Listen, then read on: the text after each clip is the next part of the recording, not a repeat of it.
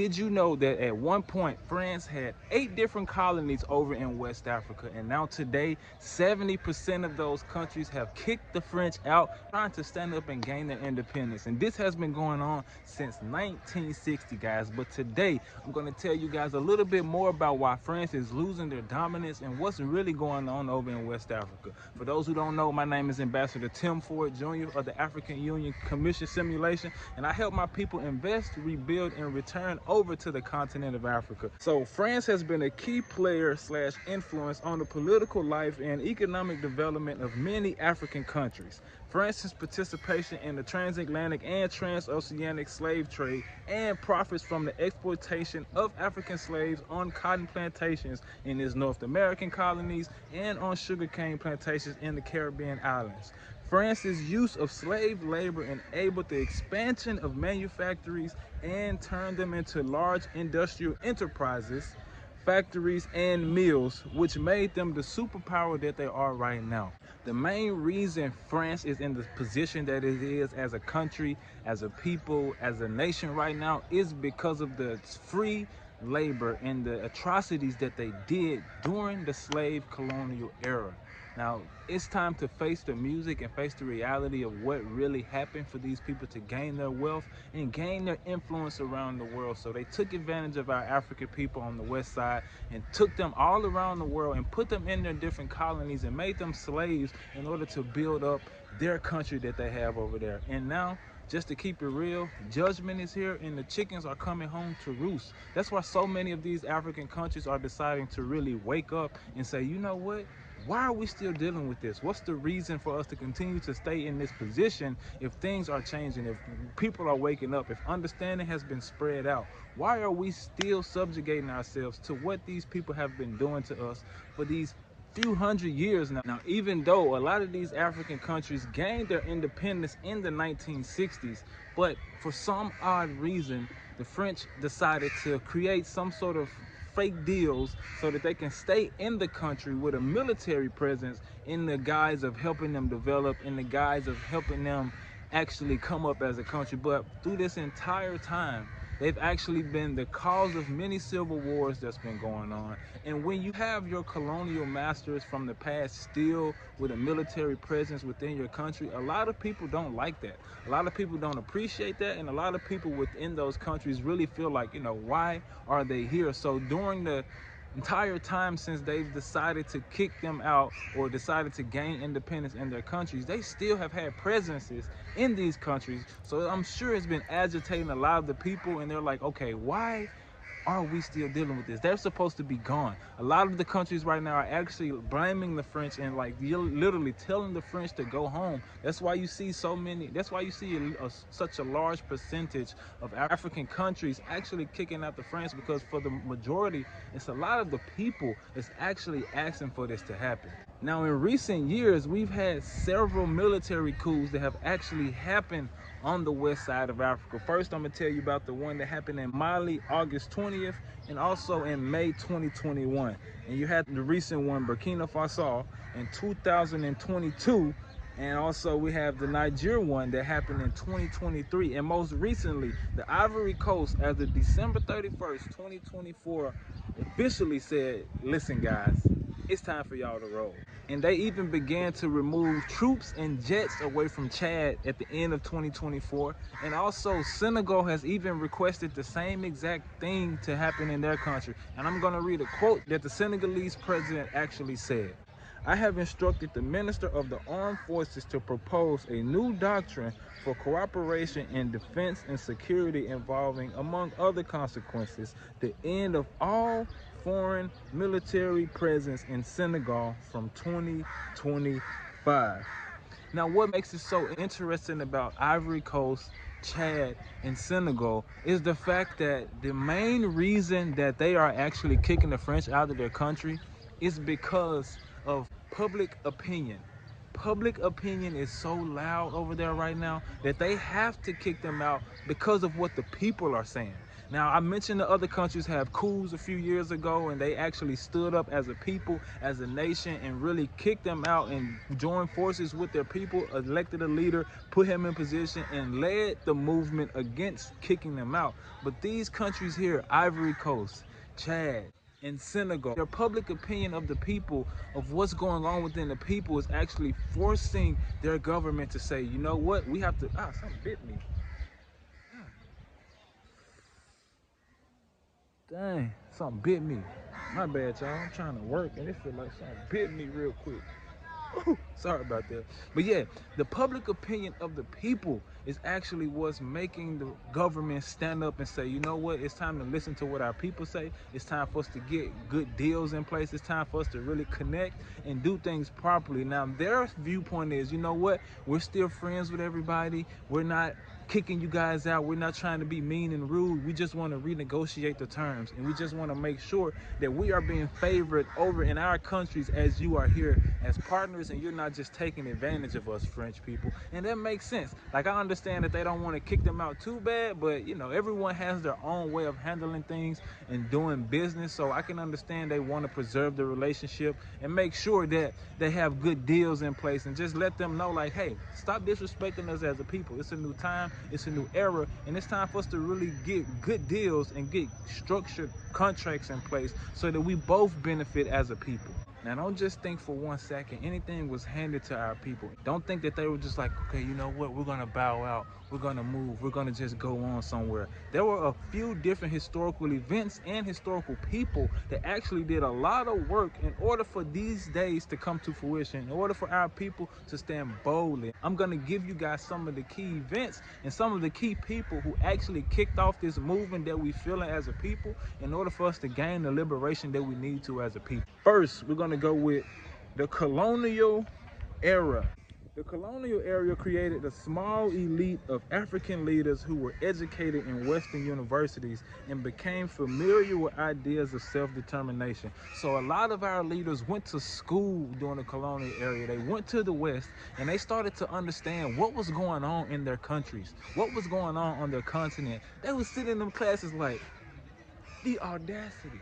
I can't believe this. Like, what we are dealing with is so diabolical. I must go back home and help my people overcome what we've been dealing with. So during that time, a lot of our brothers and sisters came back home and used what they learned over in the Western world to really come back and help begin the liberation of our people over here on the continent in the grassroots phase, one by one, little by little, like they like to say here in Tanzania. The second one is the Fifth Pan-African Congress.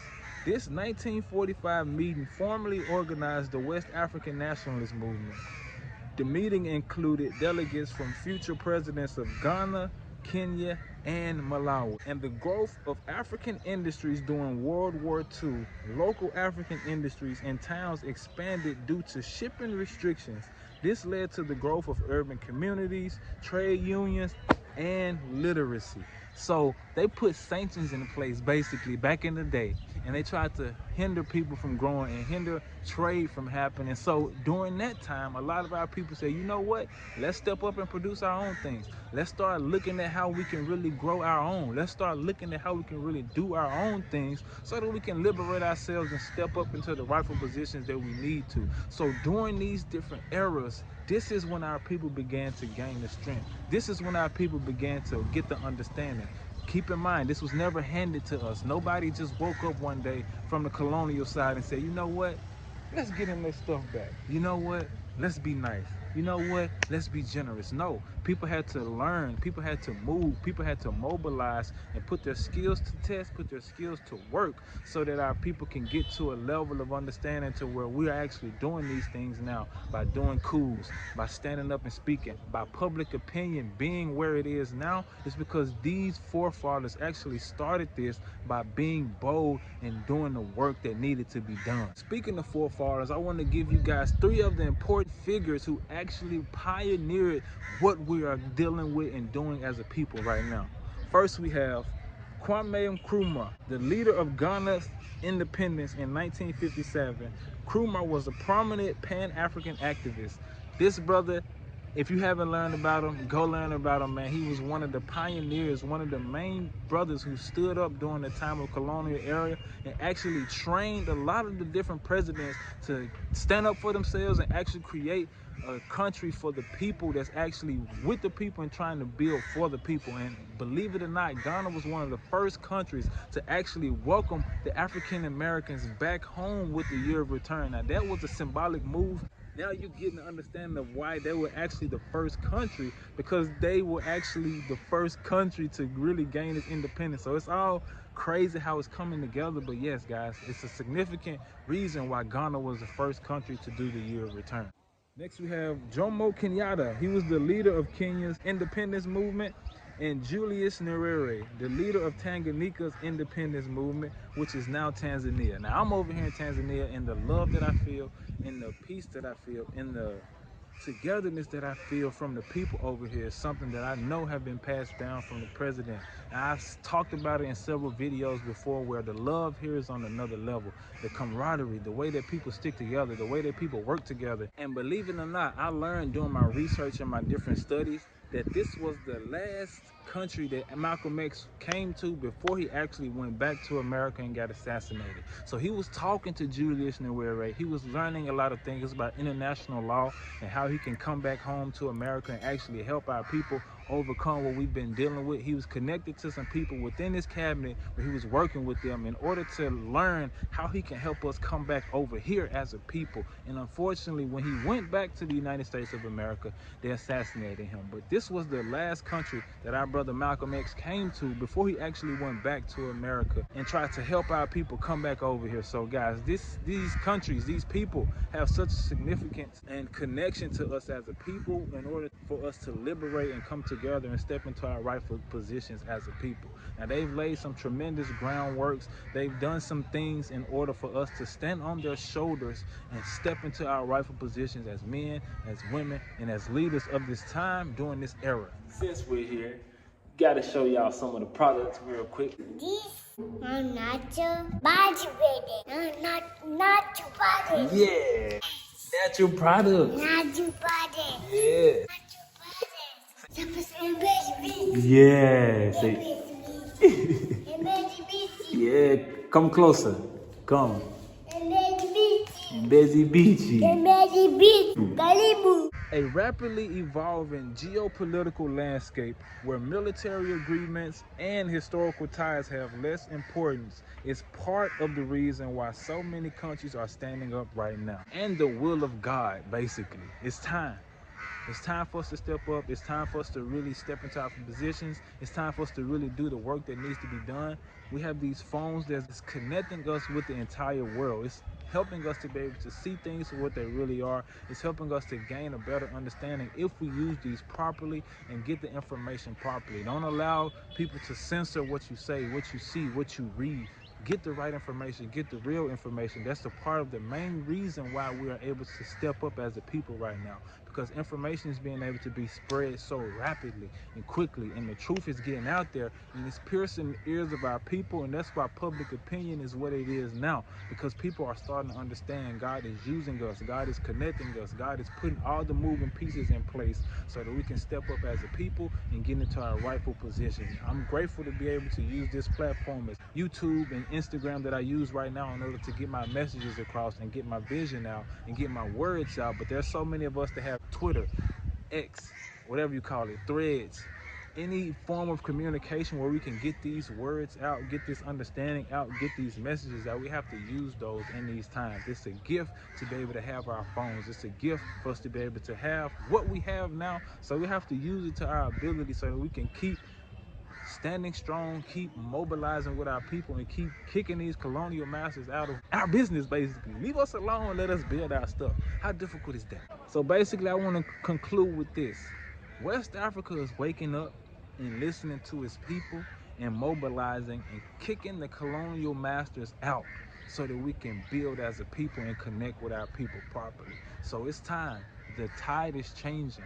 The narrative is changing. Something is boiling up within us as a people. We can do for ourselves. We can connect with ourselves and build something. We don't need people watching over us, calling themselves our masters, being in our business when we can do this on our own. We've seen what's happening in Burkina Faso, Niger, Mali. They are standing up and stepping up, and it's causing everyone around them to really step up within themselves and really see that, no, we can do this on our own. So it's time. Things are changing. I know it sucks for those who have been in power and thought this would be forever, but it's time to change. Get your heart right. Get yourself together. Understand what time it is and get in position and help the people that's rising get into a better position. That's going to help you change and rewrite history. Help people get up. But my people, stay strong. Stand up. If you're thinking about coming over here to any African country, do your research and make sure you understand where you're going, what you're about to get yourself into, and how you're going to be able to maneuver during that time or whichever country you do decide to go through. All right. But yeah, if you made it to the end of the video, I thank you for your attention. I would love to know what you guys think about what's going on over in West Africa. And if you're thinking about going to West Africa or any African country, make sure you let me know what you guys think and which African country you're thinking about going to. Okay. I have a free document for those who are interested in moving over here to the continent of Africa. It's basically the 14 of the most important things that I think you should know if you're deciding to come over here to Africa. I will give you a detailed understanding of how you should move, operate, and connect with people and do different things over here. So if you want that document, join my newsletter and click the link in the description box, and I will send that document to you, and you'll be able to get the information you need in order to help you make a smooth transition over here. Okay. Now, if you also want to come over here, I offer repatriation consultations for those who are interested. I will sit on the phone with you for 1 hour, answer all the questions that you have from beginning to end to help you and your family make a smooth transition over here to Africa. Or even if you're solo, I can give you all the answers you need in order to help you make a smooth transition. So if you're interested in getting a consultation and figuring out how you can move over here successfully, make sure you click the link in the description box and sign up, and I got you. All right. And also, if you're trying to overcome any ailment that you've been dealing with for your entire life, or any ailment that they've diagnosed you with being in that environment, my wife has helped so many people overcome ailments and do what they need to do in order to heal and overcome those ailments. So if you're thinking about getting your healing done and figuring out how you can heal yourself naturally from anything, click the link in the description box and book a consultation with my wife. She will answer all the questions that you have and help you come up with a natural way in order to heal and overcome what you've been dealing with. All right. And also, we're going to start a Swahili course coming up soon for those who are interested. So if you're interested in joining our Swahili course that's coming up, I'm going to put my email address up here. Make sure you email me and let me know that you're interested. So once we launch it, I can reach out to you directly and let you know that it's time to join our Swahili course. And also, if you want to figure out how you can get detailed help from coming over here to the continent of Africa, if you're trying to set up business, if you're trying to get into a good network, if you're trying to figure out how you can get over here stationed properly as a businessman or woman, I offer one-on-one coaching where I will sit with you for 6 months in order to answer everything and help you overcome whatever you need to overcome and help you get a full understanding of what you need to do to come over here successfully for your family. So if you're interested in getting that one-on-one coaching, let me know. Email me and I can reach out to you and we can have a conversation and talk about what it takes and what's needed in order for us to do this properly. Okay. Now, once again, if you made it to the end of the video, thank you for your time. Thank you for your attention. I don't take it for granted, and make sure you guys stay focused and stay abreast to what's going on over here in Africa. I will continue to bring you guys the news about the different things that's taking place, different coups, whatever is happening over here. I'm going to make it my duty now in order to bring you guys that content. So make sure you guys subscribe and stay tuned to the journey. And thank you for the love. Thank you for the support. And don't let these people take your shalom peace out there, all right? Stay focused and continue to trust the Most High.